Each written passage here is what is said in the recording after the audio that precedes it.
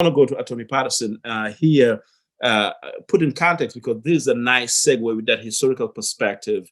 Everything that Professor St. Paul said this evening is what Congressman John Conyers was fighting for, that the people of Haiti ought to be able to have the right, like we say in the Black vernacular in Detroit, the right to self-determination, home rule, and govern ourselves. Talk about, though, in terms of from a Detroit perspective, from the African-American perspective here in the United States, what can we do? What ought to be done to move the needle, if you will, towards the direction that Professor St. Paul is saying, and some of the things that Brian Kincannon laid out this evening? Well, I think that we need to realize that this is the history, this is how it happened, and that we need to press more of our elected officials to stand up and say that this is the history, this is how it happened, and this is our fight just as well as it is a fight for Haitians and Haitian Americans. And I think that's where you had the uniqueness of somebody like late Congressman John Conyers, because he understood that better than anybody else. He fought for Detroit and for Black Americans with the same rigor he fought for Black Haitians, because he understood that it was a collective battle. He understood that civil rights were akin to human rights, and wherever he saw that discrimination happening, that's where he was. It's really just fascinating to see it play out in real time now, because it's happened in the past. To Dr. St. Paul's point about, the apologies, okay, but it's been done before. So with John Conyers, one instance that I want to highlight, and this is especially in comparison to what we're seeing now with the Haitian crisis, the treatment that they're receiving as compared to the Afghan refugee crisis and the treatment that they're receiving, which is a stark contrast, and you can't deny the racial undertones of it all.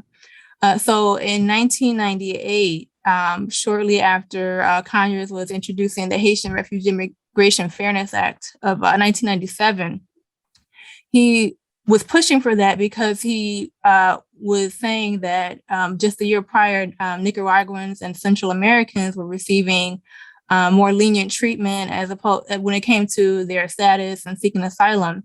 But Haitian immigrants were not receiving the same treatment. And in his press release, he said specifically one quote that I want to highlight, which is exactly what we see going on now.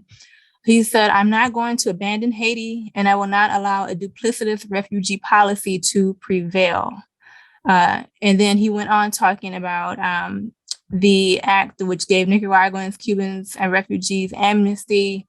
He mentioned Salvadorans, Guatemalans, and certain Eastern European refugees. And then he said, "Unfortunately, the bill did not include any relief for similarly situated Haitian refugees who fled persecution in their country and received protection in the United States." And he was introducing the Haitian Refugee Immigration Fairness Act to resolve this inequity. All that to say, we can compare that directly to what we see going on now with the whips and horseback that the Black Haitian migrants are facing at the southern border. The planes sending them back to Haiti, back to a country that is in turmoil politically and undergoing natural disasters. And quite honestly, I almost forgot not to mention COVID is still happening in that country, as it is around the world. We saw just the disgusting treatment that these people, we saw the video leading up to this event, and Brian mentioned it, how they're having to go through the jungles to just seek some kind of shelter here in the United States. We're seeing all this happen in real time. And at the same time, and not to say that nobody deserves asylum, right? And nobody deserves to seek the right to a better life, particularly here in the United States, which proposes to be, the land of the free and all of these great ideals we say we have. But at the same time, we're seeing Haitian refugees and Haitian migrants just being treated so horrifically and so inhumanely at the border. We're seeing envoys bringing refugees in from Afghanistan and welcoming them in and finding temporary shelters for them. We're seeing it right here in Michigan, in John Conyers' home. And the political response to the welcoming of Afghan refugees in comparison to the silence of the mistreatment of Black Haitian refugees has been appalling. It's been appalling. So we can talk about Joe Biden and what he's doing with Title 42 and using that as an excuse to, send Haitians back to Haiti. But that wasn't the response with the Afghanistan crisis. We can talk about the governor of Michigan right here, Governor Gretchen Whitmer, who was a front runner for a VP pick before Biden eventually chose Kamala Harris to be his running mate. She mentioned when it came to Afghanistan, we have a rich history of multiculturalism, from the Dutch who settled in the West, to the Finns who mined the North, to the Middle Easterners who made Dearborn, which is the largest Arab American home in the United States and the largest outside of the Middle East, right here in Michigan. A flourishing center for Arab culture, and countless others who make us who we are. People from around the world have come to Michigan over centuries for good paying jobs, a high quality education for their kids, and the right to live and worship freely. And that's okay, right? That's true. But when it came to the Haitian crisis, there was nothing said along these lines. There were no welcoming words. There were no words of optimism about how Haitians can contribute, about the long journey that they've had, about welcoming this. Nothing. There was absolute silence on that issue. We don't have the same vigor of leadership standing up for Black Haitian migrants. It's just so stark in comparison to these other refugees. And, again, not to say they don't deserve it, but Black people do too. Black migrants do too. They deserve either the same horrendous, inhumane treatment, which I'm not going to advocate for, or the same equal and just treatment, which we should all be privy to, just on the basis of our humanity. Nothing else. It's really that simple to me.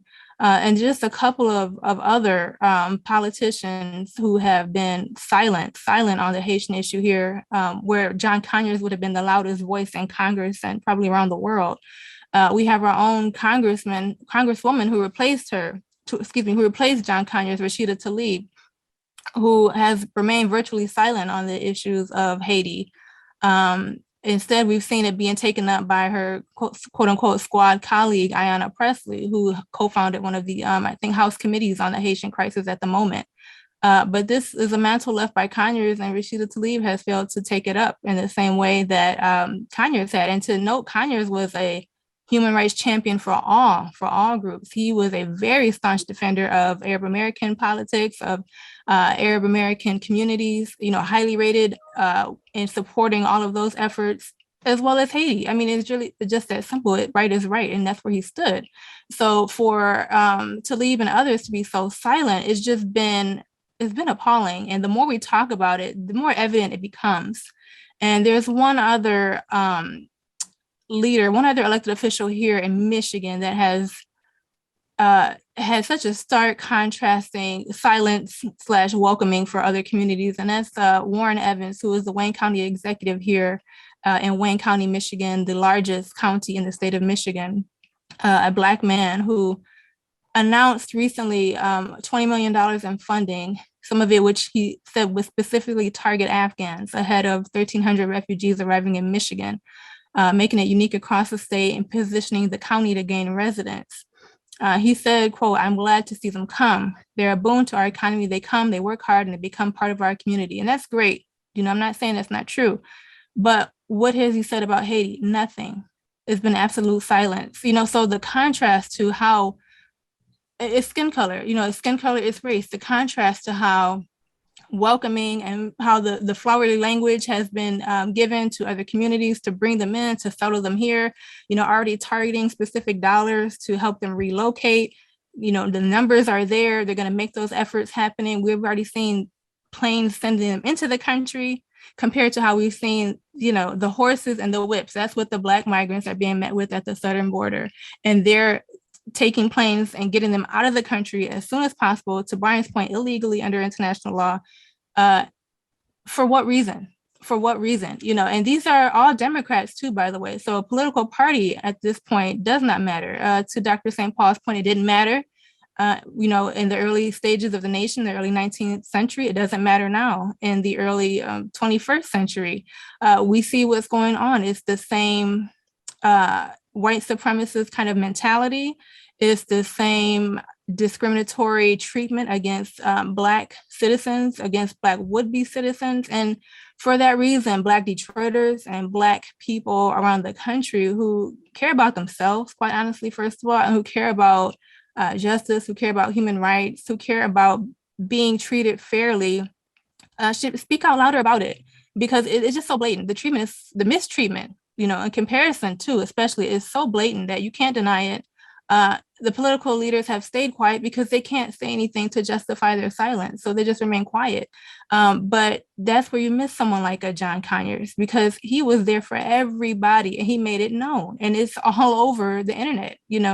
Just do a quick Google search of who John Conyers was, of what he said, of the bills he stood for, of the groups he supported and represented, all of the progressive and liberal groups who always rated him highly when it came to issues of, quality of life issues, social safety net issues, human rights and civil rights issues. He was there because he understood, and particularly as a Black man too, growing up in the 60s and the Jim Crow era, he understood what it was to be discriminated against.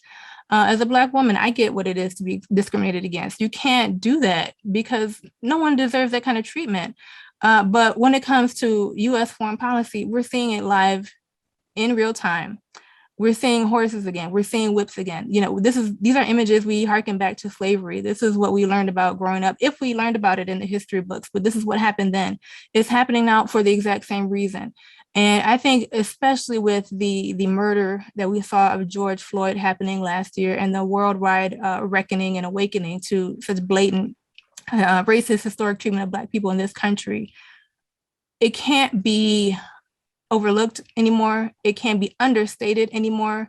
We have to call a spade, and we have to push at this moment in time, more than any other perhaps that we've seen recently, for just an equitable treatment for Black migrants. I think when it comes to immigration, so often, especially with the president we just had, President Trump, we think of maybe because he targeted Mexicans first, right? So maybe we think it's just like a Latin American issue, or then he did the Muslim ban. So maybe we think it's just a Muslim and Arab American issue. That's not true. That's not true. Any kind of non-white, right, person of color should have a stake in immigration, and particularly Black people, because our Black citizens are already treated in a way where we, even being born in this country or naturalized, whatever it is, we still don't get the same amount of treatment that we should just because of being Black.